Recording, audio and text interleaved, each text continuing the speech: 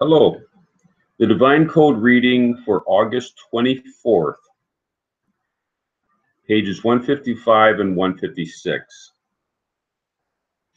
We're in the chapter on which actions make one liable for idol worship. Topic number 7. One who slaughters a live person or chops a person's neck with an axe for the purpose of idol worship is liable for this service, besides his liability for murder. Even if this is not the traditional manner of serving the idol, because any type of slaughter to an idol makes one liable. And this is covered in the Ra'avad and the Tor Shokanoric.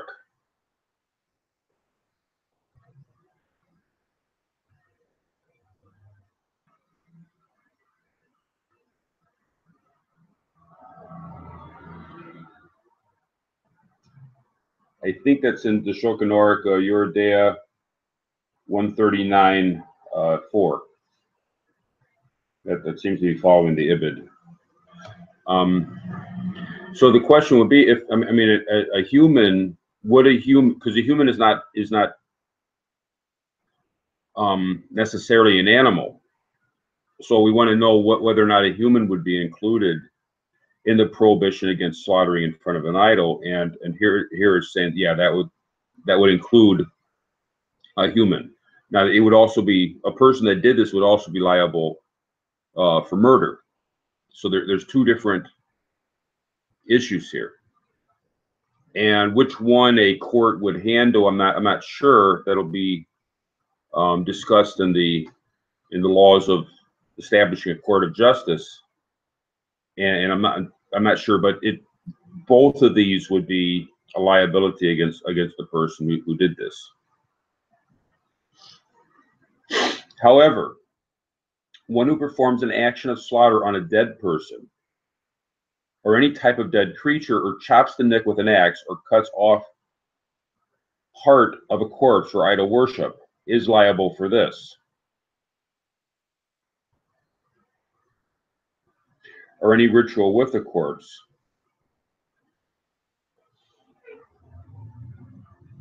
If this is the idol's normal manner of service, since it resembles slaughtering. It is clear that the ruling for a corpse is like that of a stick. See topic 19 below. For which one is not liable for unless an idol's traditional manner of service is some ritual with a stick, breaking it, or some other act.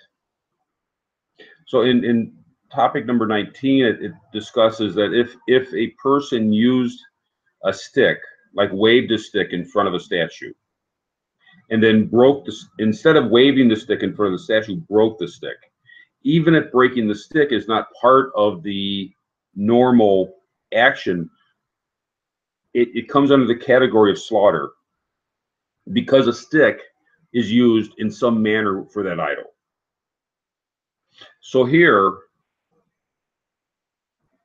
if there was something, I can't imagine what, but if there was something that the idol worshippers for that idol used a human corpse for, but chopping the head off the corpse is not part of, or even chopping the arm off the corpse is not part of the action for that service of that idol, because a corpse is used in the service of the idol, then cutting the corpse, detaching the head or detaching a limb of that corpse would be considered like slaughter.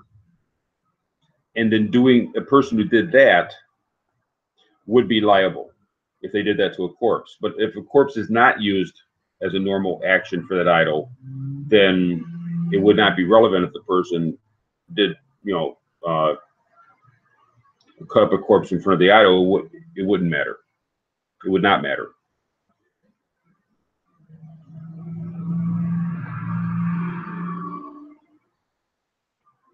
If it is not the traditional manner of service, it is not considered to be similar to slaughtering, which is defined as cutting the neck of the living being. This paragraph probably needs to be written in clearer language to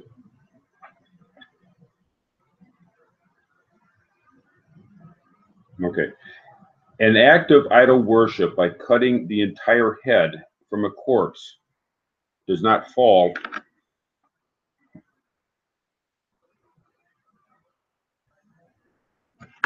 An act of idol worship by cutting the entire head of a corpse does not fall in this category.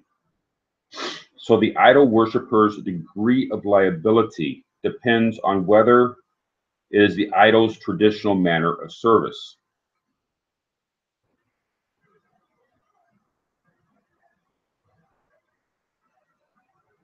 So in the issue of a stick, the stick is just an example of how this principle works. If the corpse, even if the person cut the head off entirely, if the corpse is used in some manner for idol worship in front of this idol, and a person but it does not involve cutting the head off, even if it involves because if a person cuts the head off a living person or a living animal, that would be a liability. But for a corpse, it would not be a liability unless unless using a corpse is part of, in any manner, is part of service for that idol.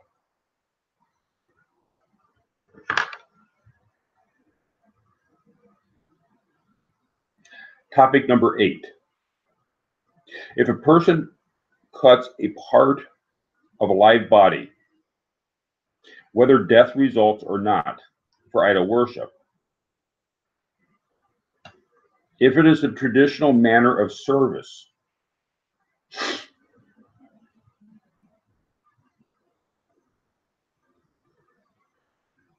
with whole bodies or with parts of bodies, this is considered like breaking a stick. See topic 19 below. And it is considered like slaughter.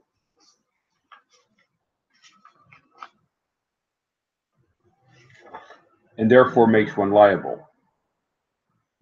If it is not the traditional manner of service of this idol, the person is exempt from prohibition of idol worship, although he may be liable to capital punishment for murder or other punishments that the courts may establish for injuring. So, unless if a person were to cut a limb, like the arm, off another person, unless that kind,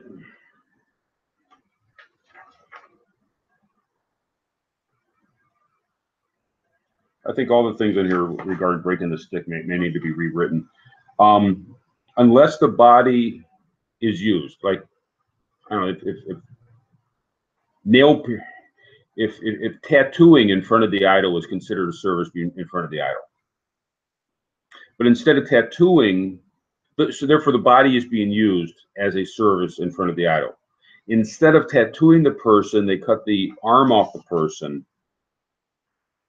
Because the body is being used in service of the idol, then cutting the arm off would be under the category of breaking a stick, which is a allegorical way of explaining this. Then the person would be liable, even though cutting the arm off is not part of the worship of the idol, but because the body is being used in the worship of the idol, then cutting the arm off would be like breaking a stick, which is under the category of slaughter. If the body is not used, they don't tattoo the body or do something else with the body in front of the idol as part of service, then cutting the arm off would not be a liability in this regard. However, cutting the arm off would still be however the courts decide to handle injuring a person, that would still be, they would still have to answer for that. The person who did that would still have to answer it in front of the court. Likewise, one who cuts up the limbs of a sacrificed animal after it has already been slaughtered is exempt, even if slaughtering is the traditional manner of an idol service, because this action does not resemble slaughtering.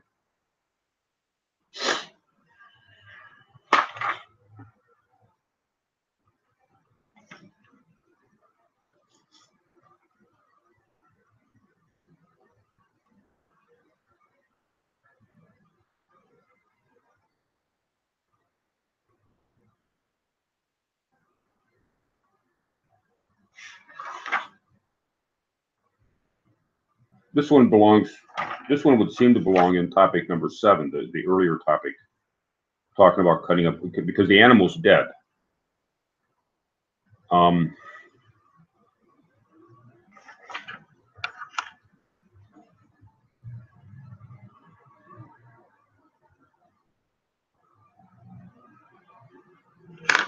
Okay, in this case,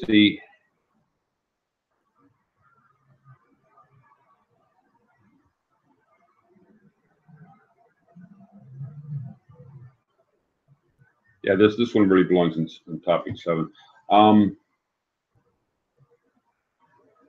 If a person is cutting up a corpse, similar to a person cutting up a corpse, if the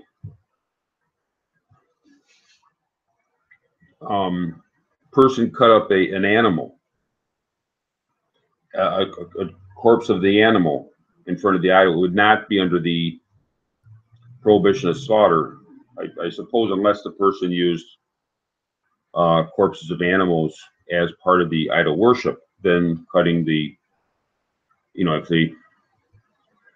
the person typically skinned the corpse, the animal's corpse as part of the idol worship, then cutting off the limb may be part of it. It may connect to that, but otherwise it would not. If the person did not, if they did not use the corpse, they slaughtered the animal, but they did not use the corpse as part of a service of the idol, then cutting the limb off the dead animal would not constitute a liability.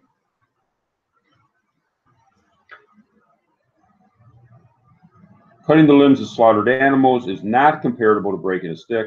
As we explained in topic 11, that's tomorrow's reading, that one who breaks a joint after the animal was slaughtered is not liable, since this is not comparable to a method of slaughtering in which the head is disjoined from the body.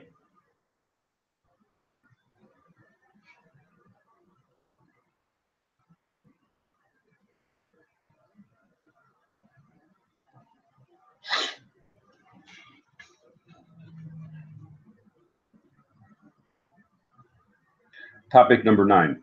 One who plans to worship an idol and first slaughters an idol without the intention of serving the idol through the slaughtering, instead saying,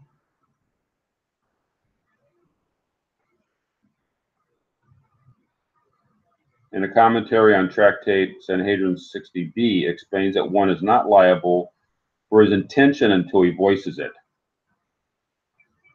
It appears that if his intention is clear based on his actions, he is liable even if he did not voice it. So instead he's saying that he will serve the idol only by sprinkling its blood or burning its fats. This includes reference to any part of the animal, be it fat, meat, hide, or the like. This is implied by Tosafot on Tractate Kulam 38b. Any part that is fit to be consumed by the idol's holy altar is considered to be included in the sacrifice as a sacrifice, and its burning is therefore similar to the temple service, as explained in topic 20. So the person that says who's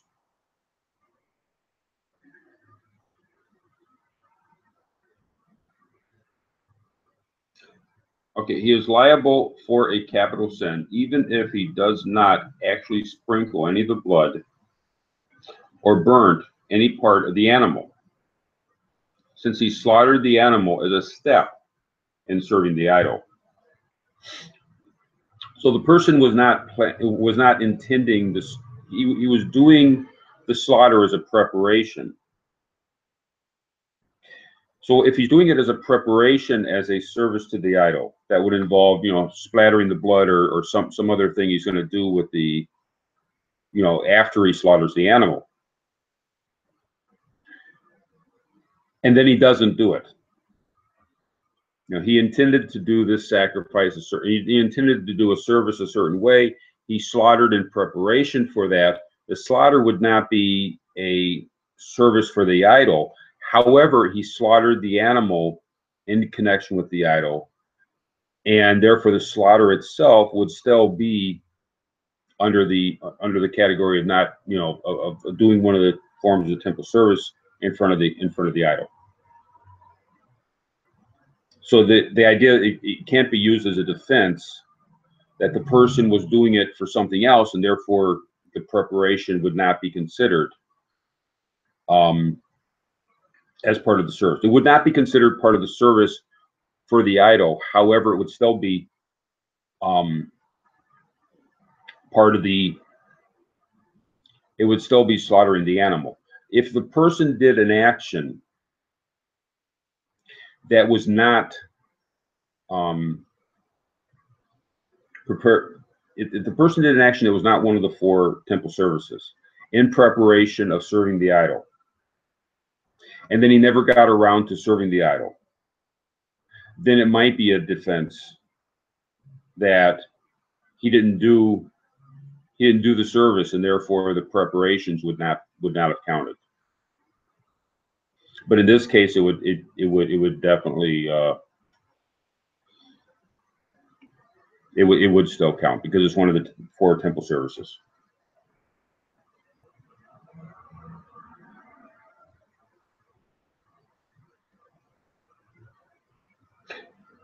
This includes a reference to any part of the animal, be it fat, meat, hide. Okay. See footnote 64. See Tractate Sanhedrin 61a, Tosafot on Tractate Kulin 39a, and Tractate Zavakin 10a, Shulchan Aruch Yeridea chapter 4, calls this offerings of the dead, which usually means offerings of idol worship in general, as is explained in Tractate Bodhizara 29b and 32b, and one is liable for offering them. However, Minhag Chinuch Commandment 26 says that this ruling is doubtful, in which case capital punishment is not applied. Likewise, on Muri, on Tractate Sanhedrin 61, holds that one is exempt. So there's back and forth as to whether or not a person would be liable in the area of preparation. So that might also be a defense, but the basic halakha is the person would be liable.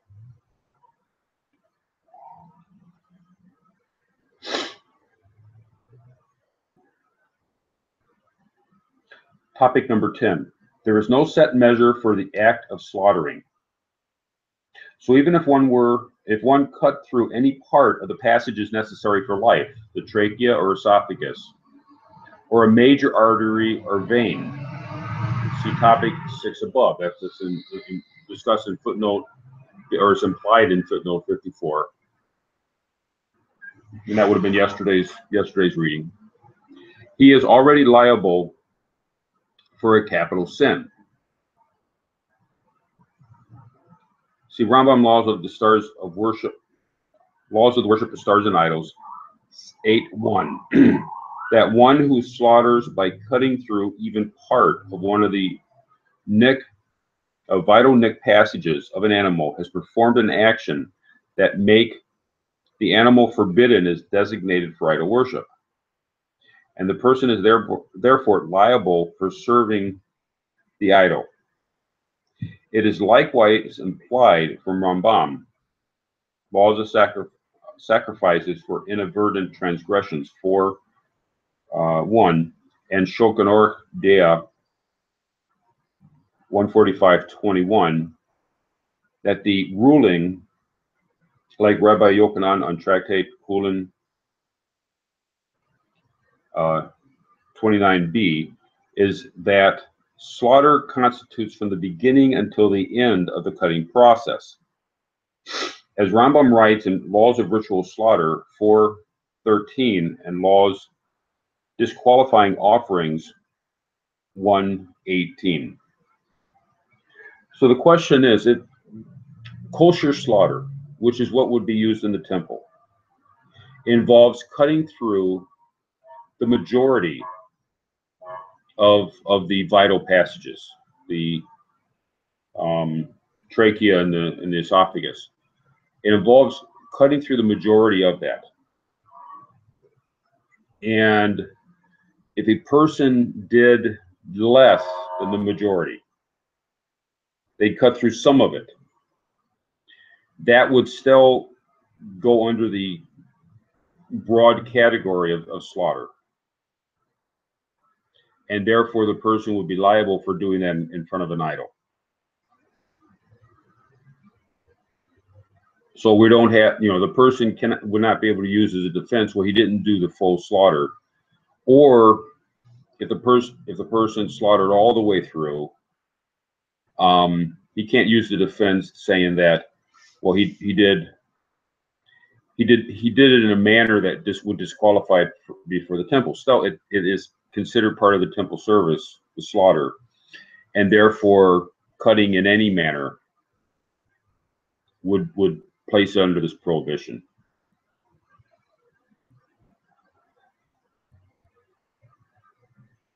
The same applies for one who burns incense or pours a libation. Any amount makes one liable. Minhag Kinuk Commandment 26 discusses that. For there is no set amount for a transgression of idol worship. So there's not a minimum amount, and it's going to go more into that. And there's no minimum amount for the slaughter, at least is what we're talking about at this point, for this transgression.